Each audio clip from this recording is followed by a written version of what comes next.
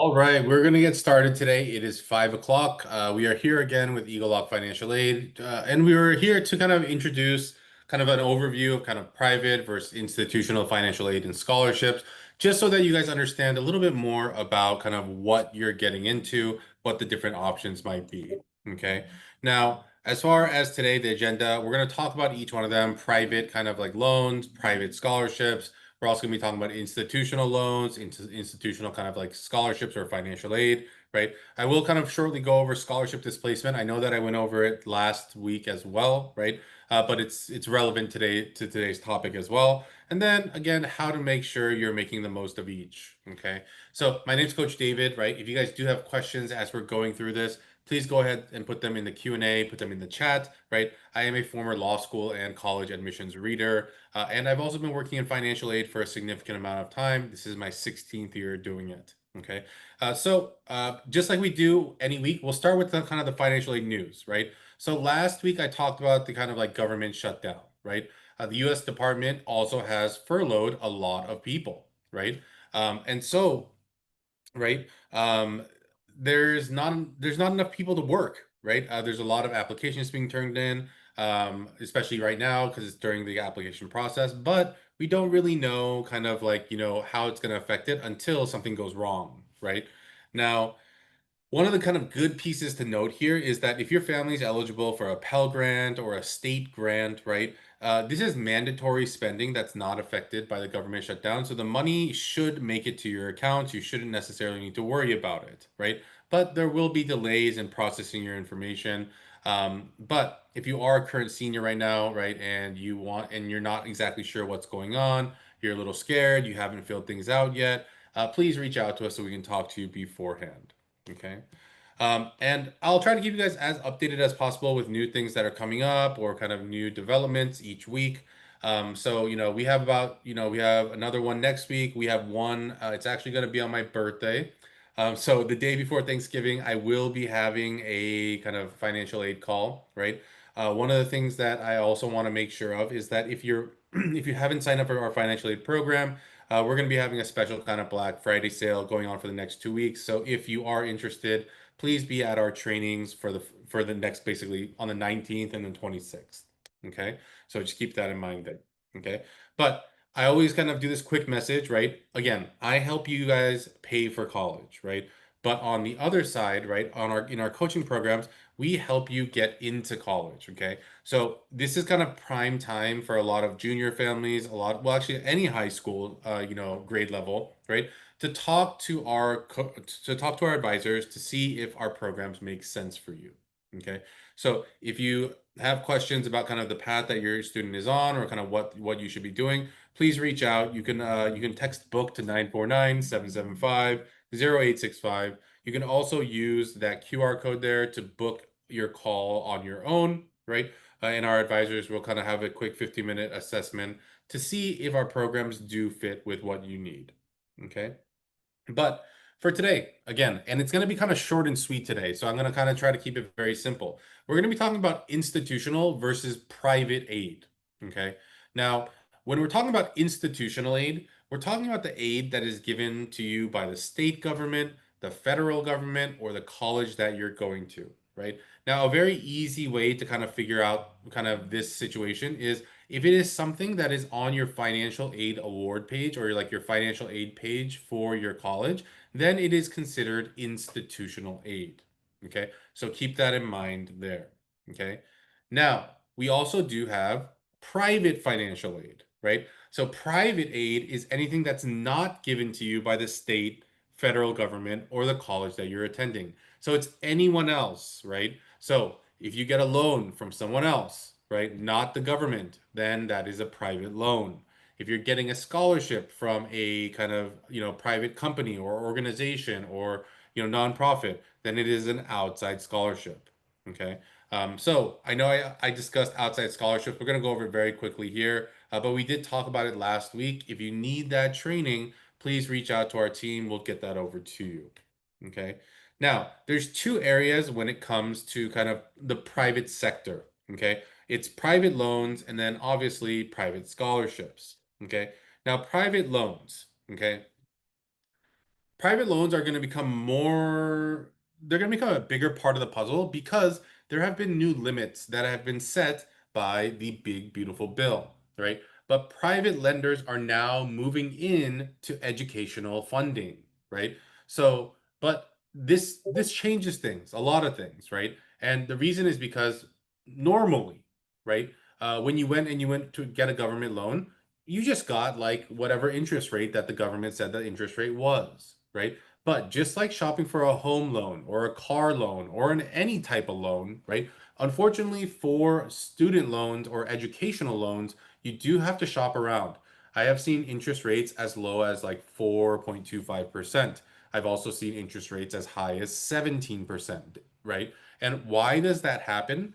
The difference between a private loan and a government-backed loan is that the interest rate is going to be variable based on your income and your credit worthiness, right? So just when you're trying to buy, like same thing when you're trying to buy a house, right?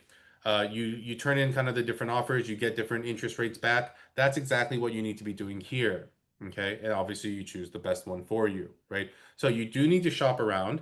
I usually tell families this, but this is not always the case, right? But the first offer is usually not the best, right? But one thing I will tell you is that when you are applying for these loans, it does do a hard credit pull. Okay. It's not a soft credit pull or an inquiry. It is a hard credit pull. So that does affect your credit slightly, right? But even after a hard credit pull, you know, your credit should rebound after 30 or 60 days. Okay. So something to keep in mind there. Outside scholarships, right? So for outside scholarships, right, we discussed these last week, right? So I'm not going to go into too much like kind of detail here, but you need to remember about scholarship displacement, right? So in essence, what scholarship displacement is that outside scholarships will decrease the amount of institutional aid that you will get from your school. I'll just give you a very simple example.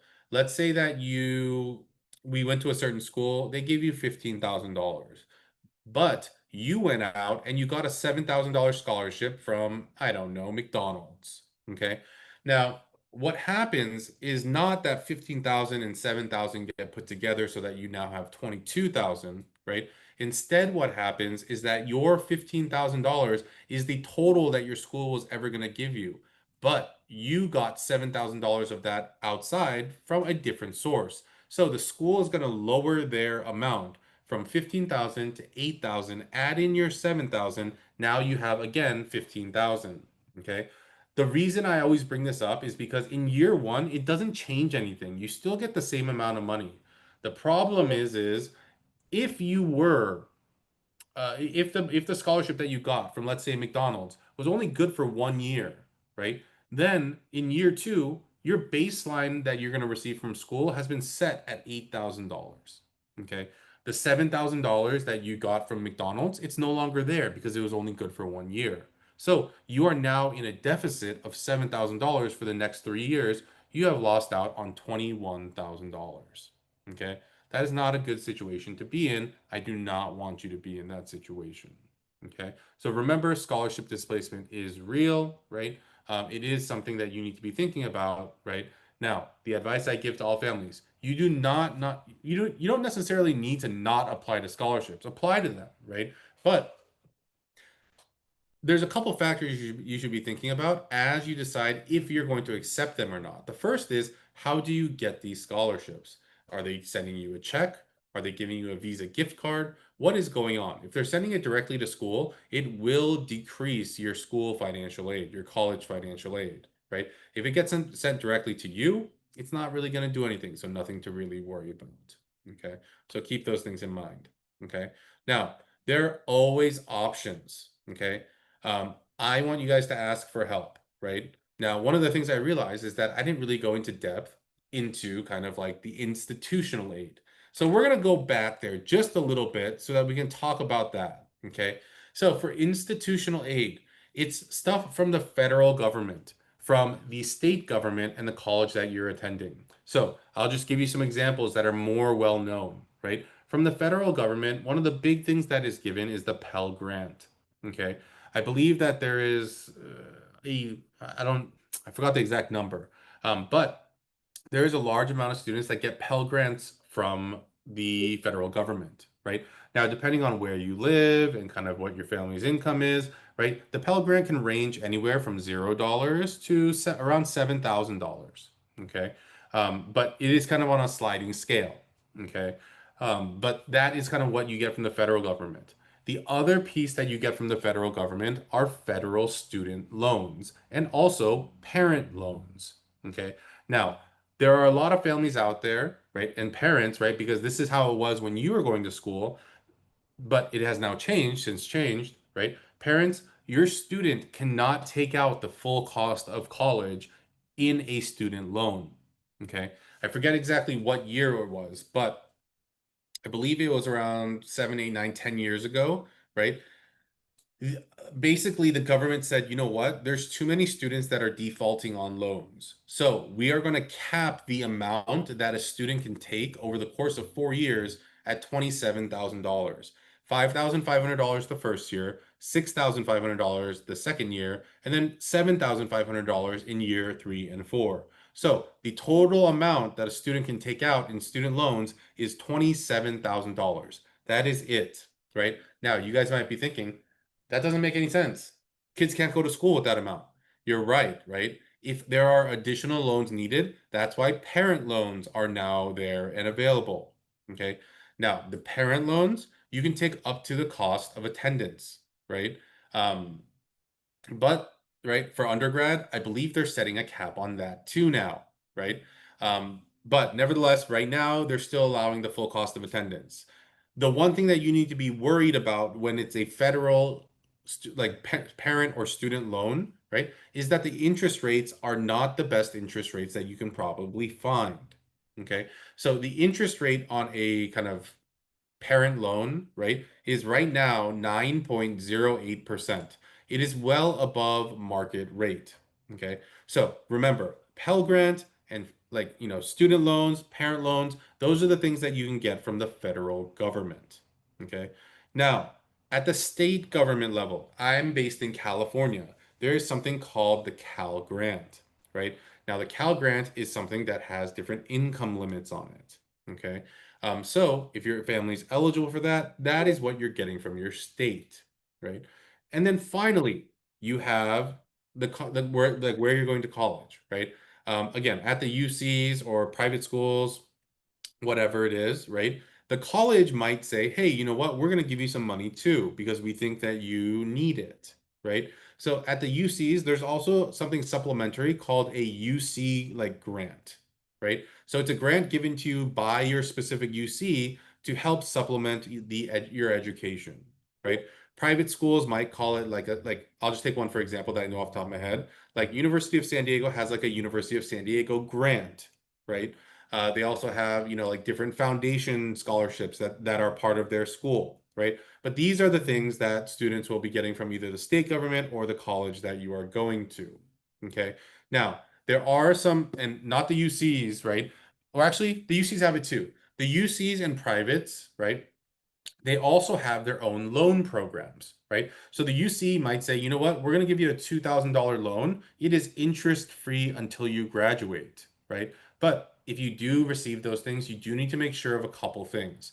The first one is that you need to understand what the interest rate is and when you need to start paying interest. Uh, I don't have a screen for this, so that's why I'm not switching screens. For some reason, my slides didn't transfer over here, unfortunately. So I'm just kind of talking through here, right? So the schools also have their own loan programs, right? Usually they're interest free until you graduate, right? But the problem is that they're not for larger amounts. They're for like $2, $3,000. But again, with the way that inflation is kind of going up, right? This hyperinflation, even if you're able to borrow money interest free for 4 years, you're probably making money on it because if you pay it back when you're done with college, well, inflation will have made that money worth less, right? So things to keep in mind there. So that's kind of like what the institutional aid looks like. Okay. But again, if you guys do have questions about anything I'm talking about, please make sure to kind of like put them in the chat or in the Q&A. All right, so we kind of went over the different areas, private loans, private scholarships, right? What that can do to your particular situation, right?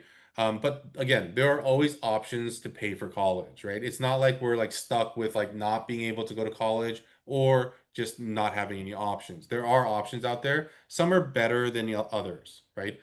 Some have better financial outcomes than others, right? And so if you're worried about those sorts of things, we can also talk about that during your consultation as well. Okay. But as I say every week, make sure to ask questions. We're here to support your family. Make sure that you guys can pay the least amount for college. Okay. So whether it's on Facebook, Discord, email, right? All I ask is that you guys ask your questions, sign up for those consultations so that we can talk about your family situation, right? Now, over the past week, I've had about 35 consultations, right? I've had a lot, right? About 70% of those families, I've been able to help and say, hey, there are opportunities for your families. Here's where they are, right? And for the other 30%, unfortunately, I've had to turn them away because, well, yeah, it's like I could do it for you. I can try, but at the end of the day, well, nothing's really going to happen. I'm just going to end up giving you your money back, right? And I'm not in the kind of like in the business of just doing just stuff for, just to give people's money back, right? So I turned them away saying, you know what? I could do it for you, but the results are going to be the same. Okay. So whether you're looking for clarity or if you're looking for options, definitely let us know so that we can make sure to talk to you about kind of like what the possibilities are. Okay. Now, I go over these results every week, and again, this one is today is short because I'm trying to gear up for my the kind of sessions that we're gonna have next week and the following week for Black Friday, right? So I kept this one intentionally a little bit short here, right? But again, I have some great results here, right? Different incomes, right? Assets, right? They have rental properties, but still able to get money from different types of schools, right? From Baylor, from Fordham, Chapman, right? Even UC's, right? Income over 230, still able to save over 30 grand, right? So there's a lot of opportunities out there that a lot of families do not take, right? So for those that are here for the first time, and I do see a bunch of people that are here, right? Please go ahead and you can I wouldn't use the QR code to book a consultation unless your student is not a current senior. If your student is a current senior, I actually am requesting that you email us, right? Let us know that you need a time ASAP because, well, the clock is ticking, right? So I went ahead and I put the email into the chat here. Or you can text us at 650-860-5201. You can literally just text us money and then Seth or Joanna, which are on my support team, they'll help you find a time that works for your family and also for me so that we can discuss things a little bit quicker, right? But if you have like a junior, if you have a, sophomore, it's not that you're not in a time crunch. Actually, for juniors as well right now, we only have about how many weeks do we have left in this year? Like 7 weeks, right? So you only have 7 more weeks to really do anything that can affect your tax return. So if we are going to do something with your tax return, that is also something that is pretty pressing. So if you are a junior or a senior, please email me right away. I will find a time to talk to you in the next, 2, 3, 4 weeks, right? If you are a sophomore, you have a little bit more time. You can go ahead and use that QR code. My schedule opens up pretty widely after the middle of December. Okay. So go ahead and do that. Okay. But I did want to make sure that we open it up for questions or, kind of different things here. I see a question here in the chat. Yes, we can help. Yes, if you're part of our programs, we help with scholarships, right? So if your student wants to apply to a scholarship, all you do is, obviously they need to apply for it. There's probably essays or a video that you need to do. So if you're already part of our coaching programs, that's already included within your package. So if you need something reviewed, we will definitely do that for you. Okay. So we can definitely do that. Okay. But I also did want to open it up for questions so that, again, other people can learn from your questions as well. So we'll kind of give it a couple minutes for questions, but if there isn't any, obviously we'll kind of close down a little bit early today. Okay. But just very quick warning, right? Please make sure to be here on the 19th, on the 26th, right? If you are, you're going to be entered for kind of our kind of like special Black Friday discount, right? Unfortunately, I cannot offer it to everybody. It's just probably going to be for the first 10 or 15 families that sign up for our program. So if you are interested, again, we're here at 5 o'clock every Wednesday. Okay. We have a question here. It says, can you give my student a slot? Uh, for your particular student, we have a slot already scheduled for tomorrow. So I think we're ready to go there, right? So I'll be meeting with that student already. Okay. All right. Okay, so we have another question in the Q&A and says, is there a certain income that you need to have in order to qualify for financial aid? This is a question that I get a lot, right? And the answer is no, right? I've helped families that make 100, 200, 300, 400, 500, $1,000 a year get money for college. Okay. So there isn't necessarily a limit, right? But right? Obviously, if you're a higher income family, it might be a little bit more restrictive where we can get money. It also, right, will be kind of like how do we kind of figure everything out? Like, what are the different steps we need to go through? What are the hoops that we need to jump through? So it might be a little bit more complicated, right? Families that are closer to that $100,000 mark, the process might be a little bit easier, right? But whatever kind of income range that you're at, right? It doesn't matter. I can help you understand your situation a little bit better so that you can decide if our program makes sense for you or not. Okay. All right.